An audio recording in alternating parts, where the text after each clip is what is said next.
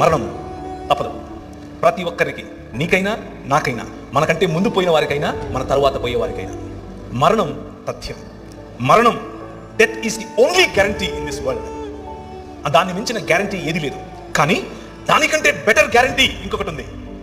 అదేమిటి అనంటే, మా నాయన తన శరీరాన్ని నాటి 3 దినములైన తర్వాత బయటకు తీసి అంటున్నాడు, మరణమా నీ ముల్లెక్కడా అని పిలుస్తున్నాడు. ఈ రాత్రి నేను మీకు ఇచ్చేటటువంటి వాగ్దానం, ఆయన చేస్తున్నటువంటి వాగ్దానం, ఈ నిబంధన యొక్క సారాంశం, 5 రకాలుగా నేను చేసిన నిబంధనల యొక్క సారాంశం ఏమిటో తెలుసా?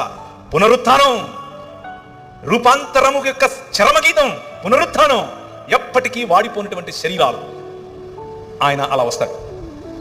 ఆయన మీరు చూస్తారు, గుర్తుపడతారు, మాట్లాడతారు. You can touch him, you can touch me. మీరు నన్ను కూడా చూస్తారు, ఏ బట్టని తీసుకుని వచ్చావు మా ఊరికి, నువ్వు పేరు ప్రవీణే కదా, you will ask me. I will say yes, నేను అవును, ఏ బాగున్నావా అని అడుగుతాను నేను మిమ్మల్ని. This is going to happen.